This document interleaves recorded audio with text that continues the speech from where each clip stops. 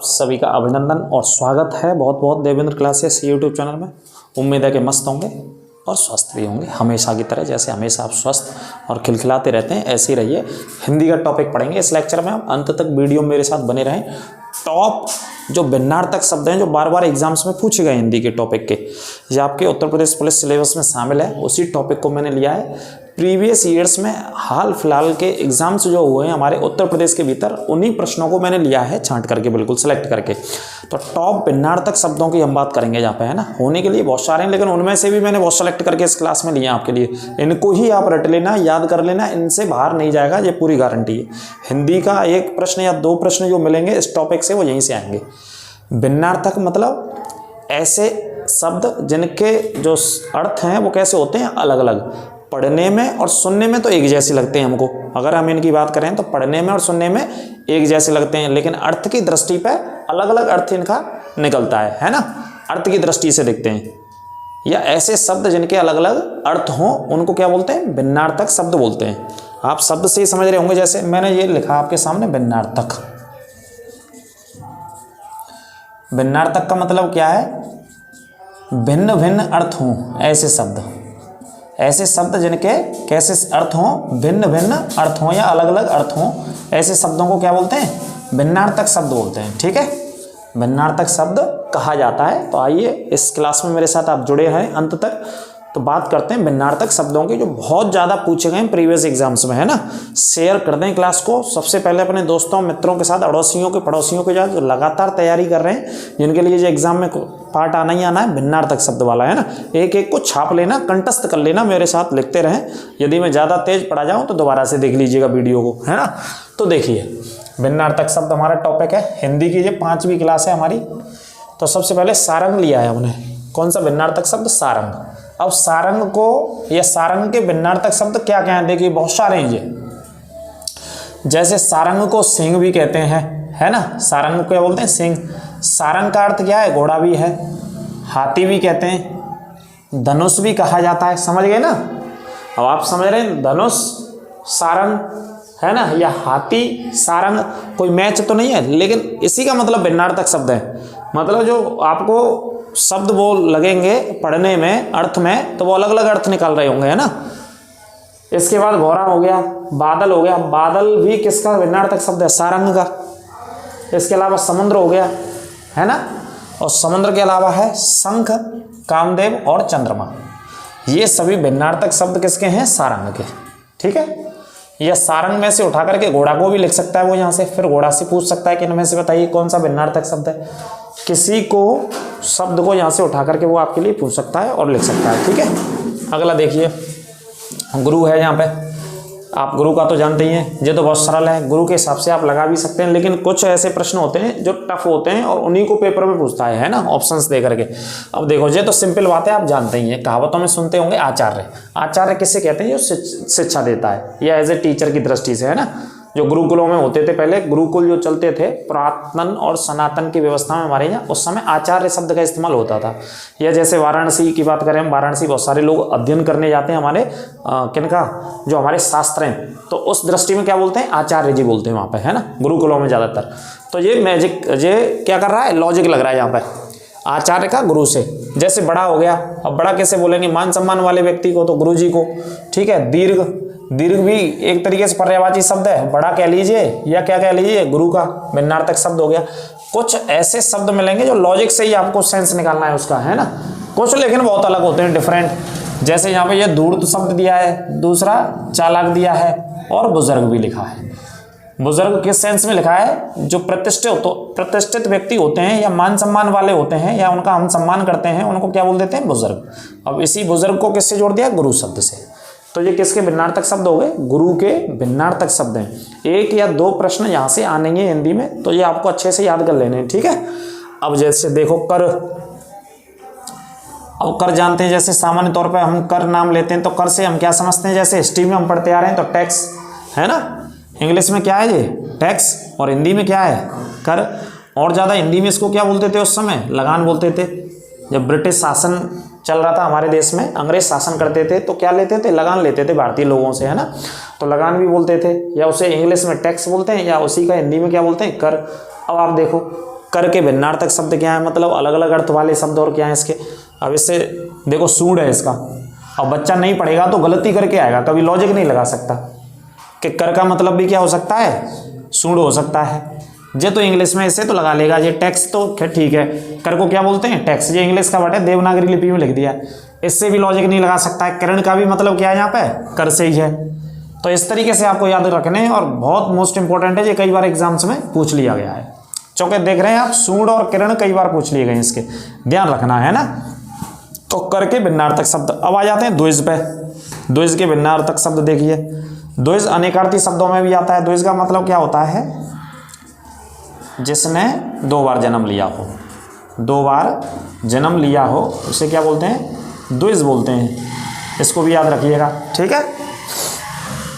आगे बात करते हैं, देखो द्विज के भिन्नार्थक शब्द। ब्राह्मण माने द्विज, पक्षी माने द्विज, मतलब भिन्नार्थक शब्द हैं ये। द्विज का ब्राह्मण भी होता है, द्विज का पक्षी भी होता है, दांत भी होता है भाई साहब, और इसके अलावा अंडज भी होता है। फिर ये तो मैंने लिख दिया, दोबारा लिख गया, पक्षी दो बार लिख गया है ना, ध्यान रखना, कोई दिक्कत नहीं। और क्या होता है, चंद्रमा होता है, ये दो बार लिख गया, इसे एक बार हटा देते हैं, चंद्रमा भी होता है। ये किसके भिन्नार्थक शब्द हो गए, आपके द्विज के भिन्नार्थक शब्द हो गए।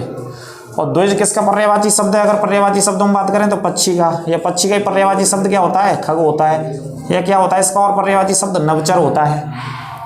ये पर्यायवाची शब्द होते हैं कि नहीं होते, बिल्कुल होते हैं, मिल गई, ठीक है।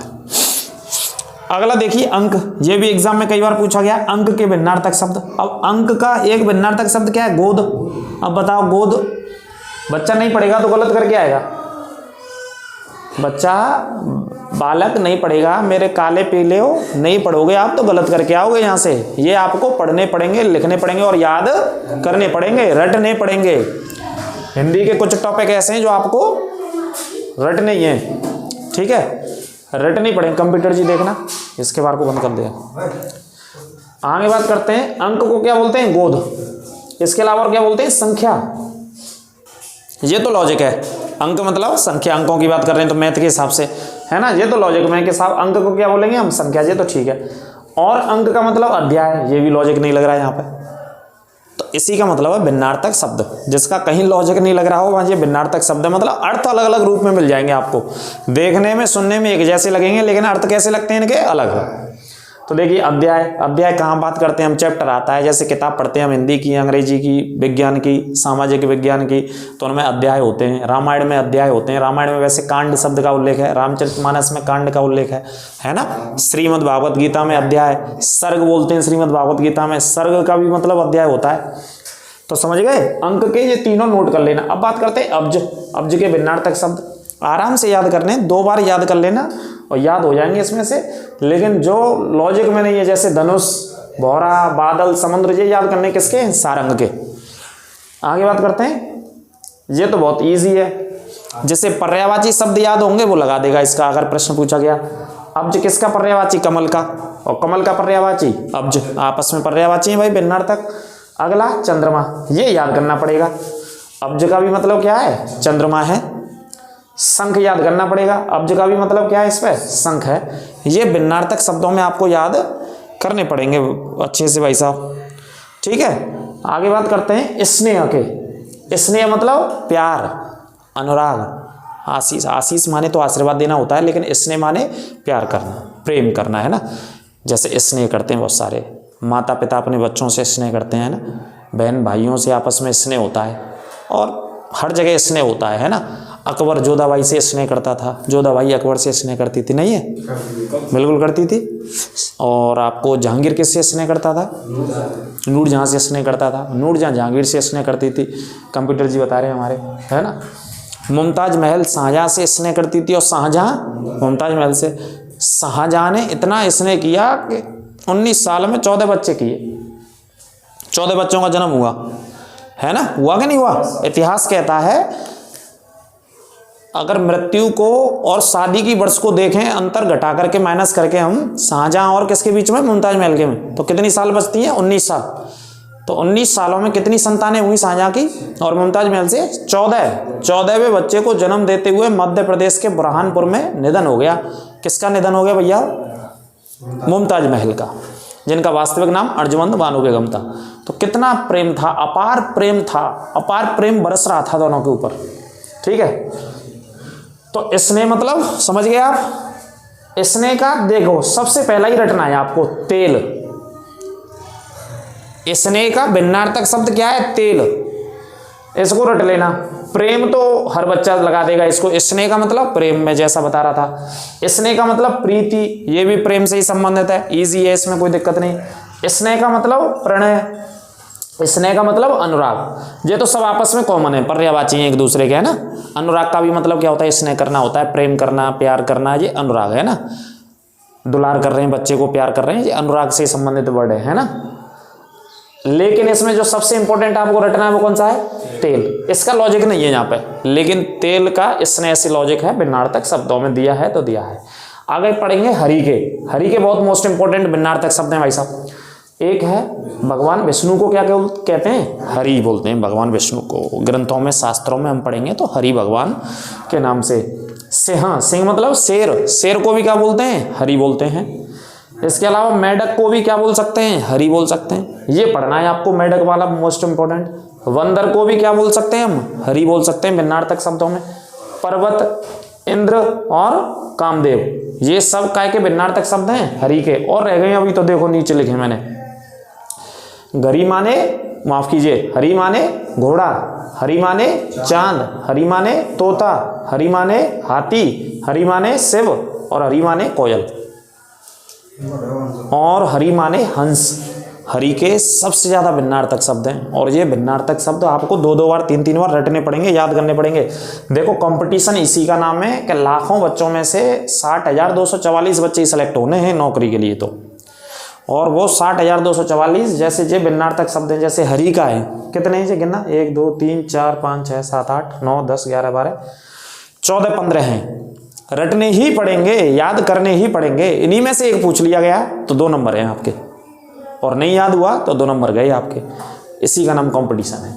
ठीक है, तो दोबारा देखो। हरि माने घोड़ा, हरि माने चांद, हरि माने तोता, हरि माने हाथी, हरि माने शिव, हरि माने कोयल और हरि माने हंस। ये याद रखना। देखो हाथी का सारंग माने भी है, इधर हाथी लिखा है, ये रहा।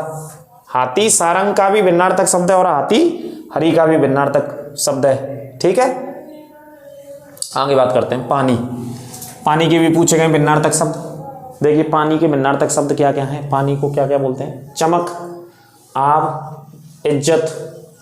ये तो समझ ही रहे, हाँ बिल्कुल होता है ना कि आपने पानी पानी कर दिया, आंखों में पानी नहीं रहा, मतलब इज्जत नहीं रही, शर्म नहीं रही, ऐसे बोलते हैं ना कई बार। छवि और शोभा, ये सभी किसके भिन्नार्थक शब्द हैं? पानी के। ये याद रखना, चमक याद रखना, आब याद रखना। इसमें ये याद रखने वाले हैं, आपको रटने पड़ेंगे भाई साहब ये आपको। ठीक है, कनक, कनक तो जानते ही होंगे, धतूरा है ना। या तो ज़्यादा सोना मिल जाए तो पागल आदमी हो जाएगा, या फिर धतूरा से पागल हो जाएगा खा के, है ना। कनक कनक ते सौगुनी, ये वाला होता है ना। इसमें अलग अलग अर्थ होते हैं। सोना, गेहूँ और क्या है इसमें? आटा और टेसू। ये काय के भिन्नार्थक शब्द हैं? कनक के। कनक मतलब सोना। और कनक भवन कहाँ पे स्थित है? ये कमेंट बॉक्स में बताइए। उत्तर प्रदेश के कौन से जिले में प्रसिद्ध कनक भवन स्थित है, जो कि सोने के द्वारा बनाया गया था? हमारे कंप्यूटर जी तो बता रहे हैं, लेकिन आप कमेंट बॉक्स में बताना जितने भी हमारे विद्यार्थीगण हैं। देखो आर्क का क्या होगा भिन्नार्थक? इंद्र। और क्या होगा? सूर्य। मदार का पौधा होता है एक, इंद्र, 2 बार लिख दिया इंद्र। ठीक है, स्फटिक होगा और काढ़ा होगा। काढ़ा बनाते हैं, काढ़ा बना के पीते हैं। जब कोई दिक्कत हो जाए गले में, खांसी बंद नहीं हो रही हो तो काली मिर्च डालो, और ये वाले डालो, वो वाले डालो, तमाम इलाजों को डलवा करके उसमें काढ़ा बना के पीते हैं, है ना। तो काढ़ा किसका है? आर्क का, है ना। इंद्र भी है, सूर्य भी है, मदार का पौधा, स्फटिक और काढ़ा। स्फटिक शब्द का उल्लेख स्फटिक शिला चित्रकूट में आती है। जिस स्फटिक शिला पर बैठ करके माँ सीता जी, माँ जानकी जी अपना जो है कि वो किया करती थी, उसका उल्लेख है, आपका श्रृंगार किया करती थी, उसका उल्लेख है। ये चित्रकूट में मिलती है जगह देखने को हमें, है ना। अग्र, अग्र के भिन्नार्थक पहाड़, वृक्ष और अचल। ये 3 है, ये तो बहुत सरल है, याद करना। फिर दोबारा से अग्र के भिन्नार्थक एक पहाड़ हो गया, एक वृक्ष हो गया और एक अचल हो गया। इससे बाहर नहीं जाएगा क्वेश्चन, इनको ही तुम रट लेना, ज्यादा मत पढ़ना, टेंशन ना लो। अमृत के तो याद ही होंगे सुधा, जल, अमर और सुंदरा। ये तो आपस में आप जानते हैं पर्यायवाची शब्द हैं, सुधा और अमृत, और इसी को जल, इसी को अमर। अगर आपने अमृत पी लिया तो क्या हो गए, अमर हो गए आप। इस वजह से लॉजिक से याद रखना। और सुंदरा है, ये सब भिन्नार्थक शब्द हैं किसके, अमृत के। अज, देखो भाई साहब, अज दशरथ जी के पिता का भी नाम था, है ना। ये हमारे शास्त्रों में अज किसका नाम था, दशरथ जी के जो पिता थे रामायण काल में, तो वो भी भिन्नार्थक शब्द। देखो पहले तो क्या है, अज का मतलब ब्रह्मा भी है ना, और बकरा भी है। अज का मतलब क्या होता है, बकरा भी होता है, अज का मतलब ब्रह्मा भी होता है। यही तो भिन्नार्थक शब्द है, यही पढ़ना है। मंदिर तो गाँव गाँव है, लेकिन वृंदावन इसी का नाम है भाई साहब, ठीक है, याद रखना। हाँ, ये याद हो जाएंगे तो 2 नंबर पक्के।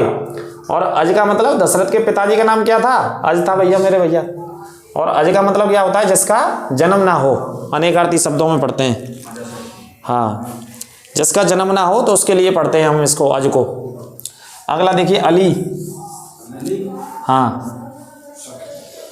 ये भी आपने कई बार पढ़ा होगा, भिन्नार्थक शब्दों में बहुत आता है अली का।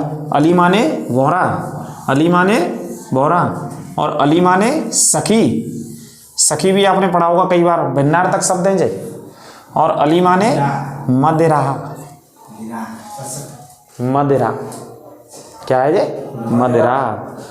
दुनिया में कौन सा देश है जो मदिरा का सबसे ज़्यादा उत्पादन करता है, कमेंट बॉक्स में बताइए। और यूपी का कौन सा जिला है जहाँ सबसे ज़्यादा मदिरा बनती है, कमेंट बॉक्स में बताइए। दोनों प्रश्न बताइए फटाफट से।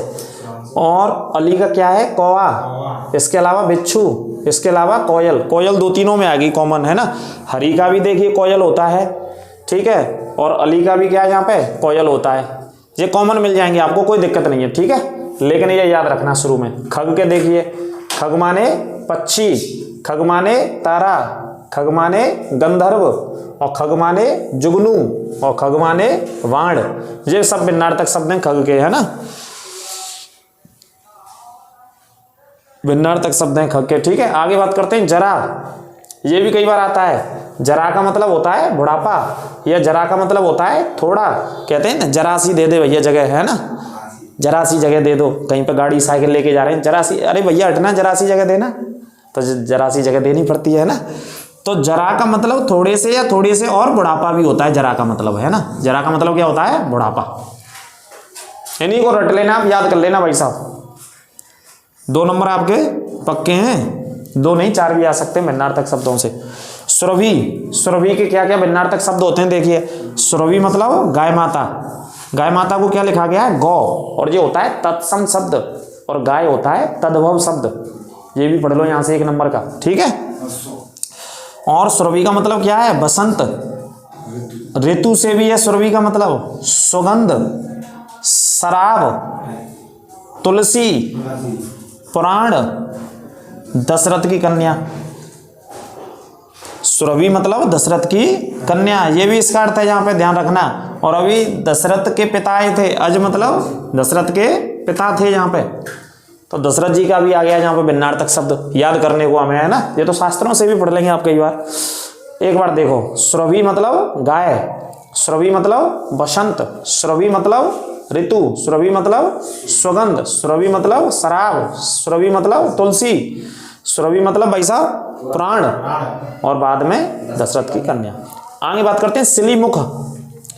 सिलीमुख मतलब भ्रमर, भ्रमर मतलब भौरा। सिलीमुख, सिलीमुख भ्रमर का मतलब क्या है, यहाँ पे भौरा ही है ना, लिख लेना भौरा। बाण क्या है ये, बाण। अगला है मूर्ख, और अगला है नाराज, इनको नोट कर लेना। सिलीमुख का अगला क्या है, नाराज। ये भिन्नार्थक शब्द हैं भैया जी, आराम से पढ़ते रहें, 2-3 बार देख लेना, ये रट जाने चाहिए आपको। और ऐसी उम्मीद है मुझे 99% क्या 100% इससे बाहर नहीं जाएगा आपका शब्द। ये वो प्रश्न है जो बार बार परीक्षाओं में पूछे गए, वही मैंने उदाहरण लिए हैं, ठीक है। भिन्नार्थक शब्द में सर्ग, सर्ग का मतलब होता है चैप्टर, इंग्लिश में चैप्टर कहते हैं, अध्याय बोलते हैं। जैसे अध्याय किताबों में होते हैं कि नहीं होते हैं, अध्याय नंबर 1 पे क्या लिखा है, दूसरे पे क्या है, तीसरे पे क्या है, सृष्टि, संतान, प्रकृति, ये आपको पढ़ने हैं। सर्ग का ही मतलब किससे है, सृष्टि से। सर्ग का मतलब है संतान, और सर्ग का अर्थ है यहाँ पे प्रकृति, ठीक है, अर्थ भिन्न भिन्न है। हेम, हिम से मतलब बर्फ का, ये तो आप जानते हैं। जैसे हम पढ़ते हैं भारत का सबसे बड़ा हेमनद, ऐसे पढ़ते हैं ना, भारत का सबसे बड़ा हेमनद कौन सा है? सियाचिन। भारत का सबसे बड़ा हेमनद कौन सा है? सियाचिन ग्लेशियर। तो हेम, हेम का मतलब बर्फ। सियाचिन में क्या है? बर्फ रहती है, सबसे ज्यादा बर्फ पड़ती है वहां पे, सबसे ज्यादा माइनस में तापमान रहता है। और हेम का मतलब क्या है? चांद, कमल, मोती, कपूर। हिम का एक अर्थ आप यहां से पढ़ सकते हो, हिम का मतलब बर्फ से होता है, लेकिन इसके अलावा याद करना पड़ेंगे, चांद का होता है हिम, है ना, चांद कहीं में आ गया, देख लेना। हिम का मतलब कमल से भी है, हिम का मतलब मोती से है, हिम का मतलब कपूर से है। मतलब जैसे सूर्य की रोशनी जब बर्फ पर पड़ती है तो कैसे चमकती है बर्फ? मोती की तरह। कैसे चमकती है बर्फ? चांद की तरह। इनको लॉजिक से याद कर सकते हो। सूर्य की रोशनी जब बर्फीले वाले इलाके पर पड़ती है, मान लीजिए कहीं पे भी बर्फ है, हिमाचल में, उत्तराखंड में, कश्मीर में, सियाचिन में, या दुनिया के किसी हिस्से की बात कर लो जहाँ पे बर्फबारी होती है, तो जब सूर्य की रोशनी पड़ रही है तो बर्फ कैसे चमकती है? चांद की तरह। ठीक है, कैसे चमकती है? मोती की तरह। तो ये उसी सेंस में लिखे गए भिन्नार्थक शब्द हैं। ठीक है, उसी सेंस में लिखे गए भिन्नार्थक शब्द हैं। इनसे यूँ कह दो कि सर पढ़ा रहे हैं, क्लास बना रहे हैं। ठीक है जी, तो ये क्लास यहाँ तक हो गई आपकी। इसको अच्छे से देख लीजिएगा, शेयर कर दीजिएगा अपने दोस्तों और मित्रों के साथ। ठीक है, लाइक करना ना भूलें। कोई दिक्कत आपको कहीं पर लगी हो तो आप बताइएगा, मुझे कमेंट कीजिएगा आप। अगर कोई दिक्कत हो, शक हो, समस्या हो तो दोबारा बताएंगे आपको, अगली क्लास में बताएंगे। ठीक है, ज़्यादा से ज़्यादा शेयर अवश्य करें। तो ये टॉप क्वेश्चंस हैं आपके भिन्नार्थक शब्द का। यहाँ से आपके 1 नंबर या 2 नंबर, मतलब 2 प्रश्न हिंदी के पक्के हैं पूरे। और जो हमारी जीएस की क्लास है, हिंदी की एक क्लास है, उससे बाहर नहीं जाएगा क्वेश्चन भी। ठीक है, अगली क्लास में मिलेंगे। इससे तब तक आप पढ़िए, इसका रिवीजन कराएंगे ऑफलाइन ऑनलाइन सेंटर में भी, आपका दोनों जगह रिवीजन कराएंगे। स्वस्थ रहिए और मस्त रहिए, लगातार शेयर करते रहिए हमारी क्लास को, बिल्कुल निःशुल्क हम आपके लिए मेहनत कर रहे हैं। और आप भी अपने सुझाव समय समय पर देते रहिए। सभी को नमस्कार, राधे राधे।